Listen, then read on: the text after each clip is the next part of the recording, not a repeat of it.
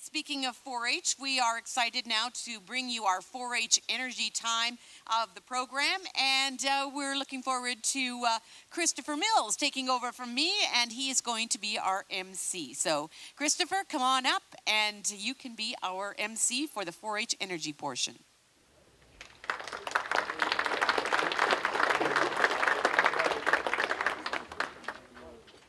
Good afternoon. My name is Christopher Mills, and I am from Vauxhall, Alberta.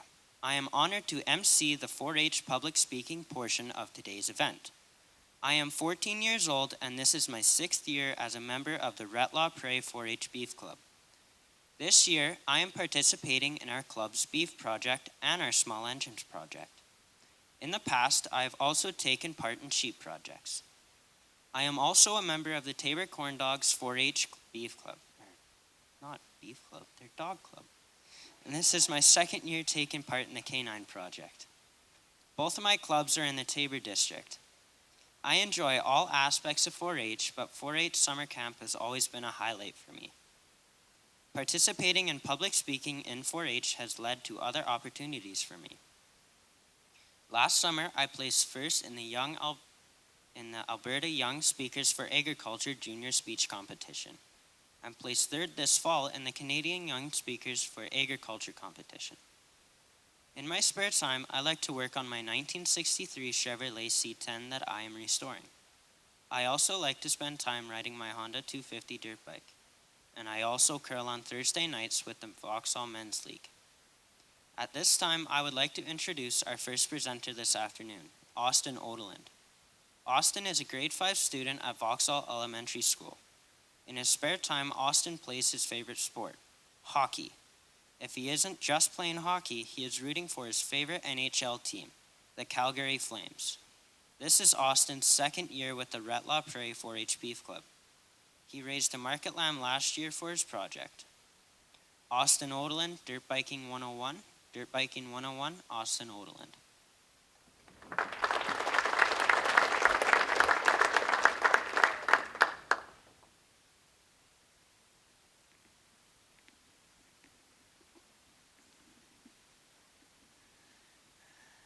Legendary daredevil Evel Knievel once said, "Bones heal, pain is temporary, and chicks dig scars."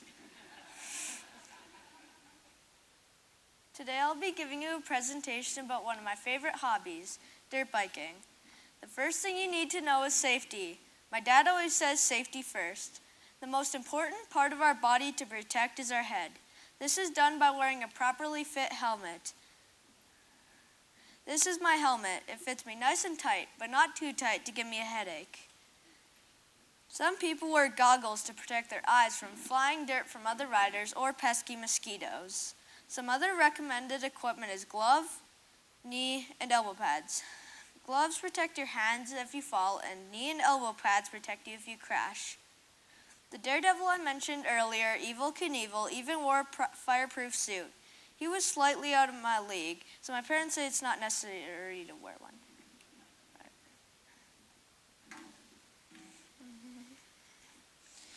There are many different brands of dirt bikes. My dirt bike is a 50cc Yamaha. 50cc is the engine size. Other brands include Honda, Suzuki, and Kawasaki. More experienced riders can ride 100cc, 150cc, all the way up to 500cc. 500cc dirt bikes are 10 times more powerful than mine. I could probably launch one of those halfway to the moon. Once we get on a bike, there are 2 different ways to start it, the electric push button and the kickstart. My bike uses the electric push button. The electric start works really good unless the battery is dead. Then we have to push it to get the wheels turning to start up the engine again. This is effective but very tiring. The bike I choose to ride is a dirt bike. Some people decide to ride a street bike. This is a lot different kind of bike because it's made for streets and highways. For example, the tires on a street bike are usually smoother and softer for a smooth ride. The tires on a dirt bike have an aggressive tread, which is good for maximum traction in loose dirt and mud. Street bikes have wider and softer seats for long road trips. Dirt bike seats are harder and narrower but longer. Now on to one of my favorite parts, the jump. This is simply a rider on his bike going up an incline with enough speed to fly through the air. There's a couple of things to remember: our speed, control, and safe landing spot. When I approach my jump, I use steady speed until I get to the start of the ramp. Then I twist the throttle and fly through the air. When I approach my landing pad, I'm standing in a steady position, ready to land. Once I land, I loop back and do it again. It's something so fun and something I can do for many hours at a time.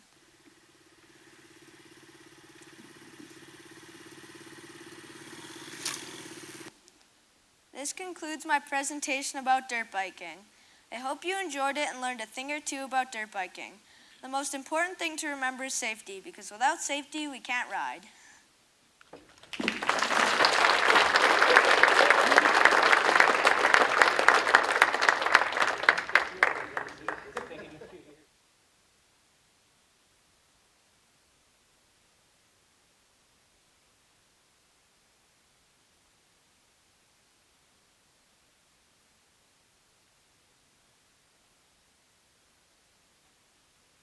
Thank you, Austin.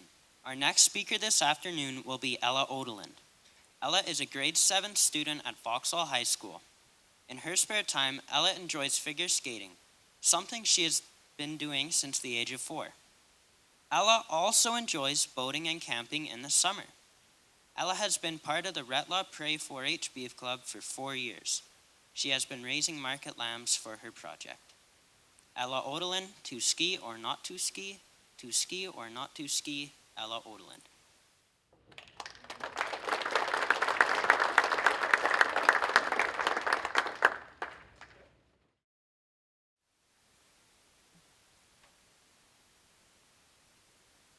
Bro, I hear there's some sick pow up there. Let's grab our skis and go carving. If you're wondering what I'm talking about, yes, there's some fresh snow on the hill, so let's go skiing. Today, I will be talking about one of my favorite sports, skiing. First, I will talk about safety. As my dad, and probably every other adult I know, always says, safety first. Now, I don't want to go on forever with safety, but it's important, and you can get seriously hurt. One of the most important safety pieces is the helmet, which, of course, is important to protect your head from injury in the event of a crash. Other safety equipment would be goggles, which help prevent snow from getting your eyes. Even though goggles don't sound very important, they really are. Goggles also act as sunglasses in the bright sun. And not only that, but goggles can block the wind from your eyes so it doesn't dry them out. Now that your head is secure, you're going to need to protect the rest of your body. And I'm going to warn you now, cold snow does not feel great on bare skin. So I'd recommend 1 or 2 pairs of pants under your snow pants or snowsuit. You also want a long sleeve shirt, and I recommend a good hoodie over top, and a good winterproof winter jacket and gloves. Next, I'll talk about the different types of skiing. There are 2 different types. The first one is downhill, where you're literally fighting the forces of gravity so you don't slide off a mountain. As scary as that sounds, it's actually pretty fun. The other main type of skiing is cross country. This is a completely different method since it's usually done on flat ground, or even up a slight incline.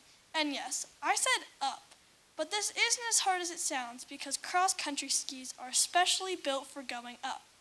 On the bottom of a cross-country ski is a little bit of grip, like on the bottom of your shoe.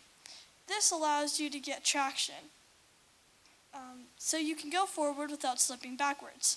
I've never cross-country skied before, but I think I'd like downhill more because I've done it lots of times before and it's tons of fun. Now, I know what you're thinking. How does one get to the top of the mountain? Well, there are 2 main machines to get to the top of the hill. The first one is a chairlift, which is exactly what it sounds like. It is a bench seat hanging from a thick steel cable. Think of it as a big old-fashioned clothesline. There are wheels at both ends, but instead of clothespins, there are people clinging on for dear life. There are chairs that can hold 2 people, and some that can hold up to 5.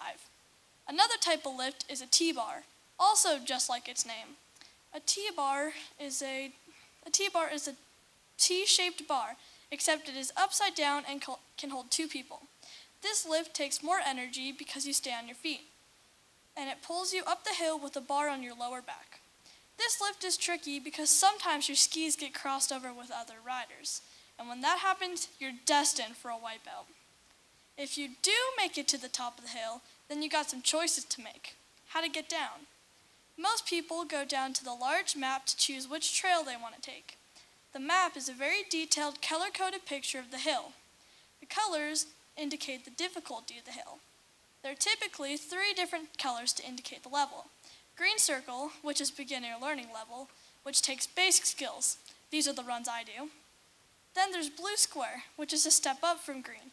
This is an intermediate. And black diamond, which is fairly hard and sometimes includes moguls, steep hills, and jumps. Double black diamond is usually the hardest at most ski hills, although some places have orange rectangle, which is for people who want to do jumps, tricks, and go very fast. Not all hills are the same. At one place, a black may seem like a blue, so you should try out runs until you find a good level. For those of you who have never skied before, I definitely encourage you to give it a shot, since the mountains are the one place we can visit safely during a pandemic. Thank you.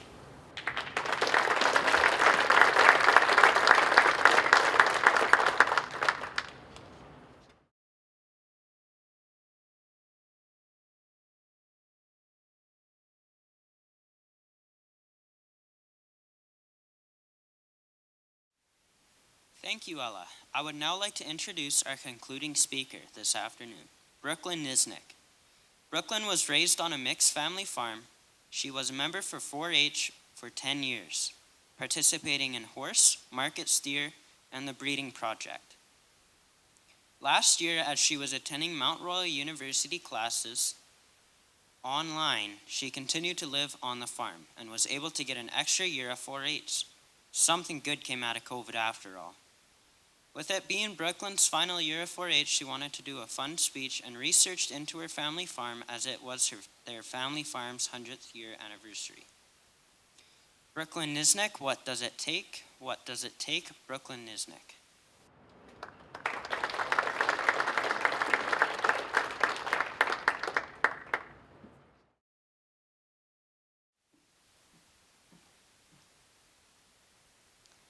Uncertain beginnings, drought, and the economic crisis of both the dirty 30s and 80s. 2 years of BSE, the tuberculosis quarantine. What does it take? Welcome, ladies and gentlemen. As a 5th-generation Nisnick, and as our 100 years approached in the spring of 2020, I was intrigued to know more about the history of our operation. Through reading and talking to relatives, I was enlightened about the evolution of the farm.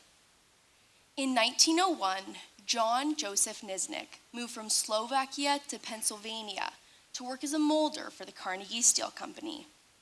In 1920, people were being urged to move to Canada by the CPR. So in April, 5 men, including John, who was 45 at the time, moved with the intention of starting a Slovak colony in Antelope Creek. Within 5 months, Nisnick was the only one left in Antelope Creek.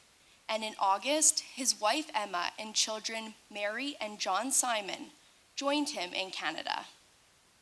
To help make ends meet, John worked on construction of the CPR irrigation system that is known today as the Eastern Irrigation District. He also maintained a blacksmith shop that still stands today. Life had many hardships as they had left the comforts of city life with electricity and telephones. And when they arrived, this area was open range, so fences needed to be built in order to establish the operation. Difficulties were faced through all the decades. During the dirty 30s, the Nisnicks were able to make ends meet and keep the farm by selling furs from hunting and trapping. Tough times continued through the 40s, and the 2nd generation, John Simon, had to make the difficult decision to sell off 3 sections of grass to continue on in the early 50s. The 3rd generation, my grandpa, George James, and great-uncle, John Stephen, were able to steady the ship through extra custom work off of the farm, and slowly and steadily grew the operation. Highland prices from the 70s added strain to many farmers and ranchers in the area.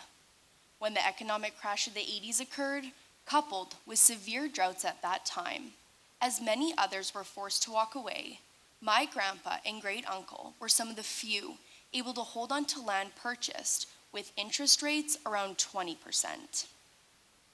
Over the last 20 years, the farm has continued to grow as well as face more challenges. In 2003, when BSC hit Alberta, all cattlemen faced serious financial struggles. An example of how bad this was, when our farm sold 2 bulls that totaled 4,000 pounds and they brought a whopping $98. How? How did we make it through? To innovate, our enterprise began growing corn in 2009. This was revolutionary to our operation because we could feed a greater number of animals efficiently and effectively at roughly 50% less cost of feeding round bales. 2016 to 2017, something I can clearly remember. The tuberculosis outbreak and farms going into quarantine. No animals could leave our farm for 9 months, and that meant we could not participate in our 4-H achievement days. We were faced with the threat of having to put down all of our animals, including our horses, cats, and dog. After testing, we were faced with losing 20% of our herd, which, compared to losing an entire herd, sounds pretty good. But that also put us at the risk of losing our bloodlines and 30 years of genetics. Luckily, we only lost around 10% of our livestock. The progression of our herd has shifted over the last 20 years to focus on the carcass quality to try to serve higher value markets in an unpredictable commodity market. In an effort to diversify, we began crossbreeding Wagyu to our heifers 9 years ago. In the process, took our lowest value calves and turned them into our highest value calves. We accomplished this through vertical integration with a branded beef program. Along with this, we have been EU certified and saw most of last year's beef crop destined for Europe. Along with the struggles and perseverance has been recognition when we won the Farm Family Award at the Calgary Stampede for the County of Newell in 2011. In January of 2020, my uncle received a call informing him that our farm had won the Canadian Commitment to Excellence for Canada from Certified Angus Beef. This was the 3rd year it was to be awarded, and it was to be presented in Moncton, New Brunswick for Canada and in Las Vegas for the USA. Although, because of COVID, the award has been delayed 3 times and is now set to be presented in Phoenix, Arizona. They sent a film crew out this past summer and made a promotional video featuring our farm, family, and livestock in conjunction with the award. As we celebrate 100 years, we reflect on what it took to get here and the many more challenges to come.